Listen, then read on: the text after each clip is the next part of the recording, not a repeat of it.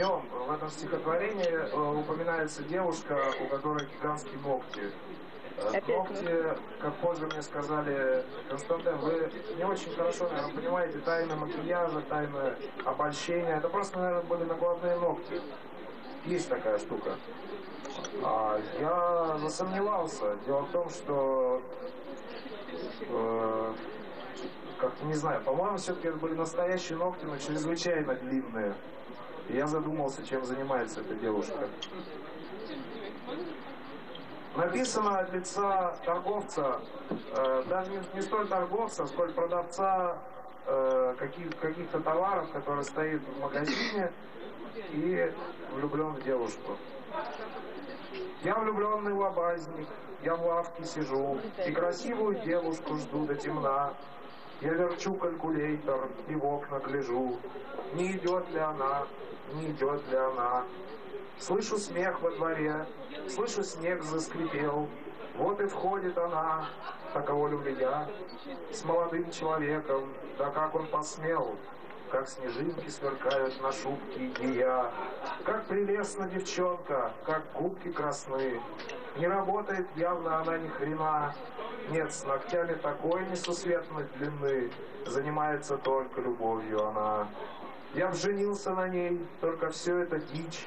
Я же знаю, прошла бы безумная ночь, а на утро сказал бы ей ногти остричь, чтоб могла по хозяйству она мне помочь. Молодой человек начал мне диктовать, стал я бегать по лавке, хватая товар. Суетливо товар этот стал паковать, но считая в уме, каким будет навар. Вот они и ушли, снова снег заскрипел, пару левых червонцев я к сердцу прижал. Как сказать, остроумное что-то хотел, чтобы она обратила внимание, жаль. Ничего, скоро нужную сумму скоплю, покупателям глупым хамя и грубя. И красоточку эту я на ночь куплю, а любовь? Деньги есть, да полюбят тебя. Поэт Григорьев кушал Биг Мак, хрустя картофелем фри. Бурчал Макдональдс, мать его так, но вкусно, черт побери. За ним следил поэт Степанцов, сегодня он угощал. Ну что, Григорий, в конце-то концов, покушал, ждать я устал. Да-да, спасибо тебе, Вадим, Григорьев сытый икнул. Ну, двинем, что ли, чего сидим? Григорий, эй, ты уснул? Вадим, я вкусно поел сейчас и думаю, может, зря ругал Макдональдс в стихах не раз, по правде-то говоря. Поэты вышли на мокрый снег, пошли, шатаясь домой. Смотрю я, точно слаб человек, сказал Вадим. Боже мой, вот ты, Григорий, большой поэт, тебе талант ведь живет, а где же принципы?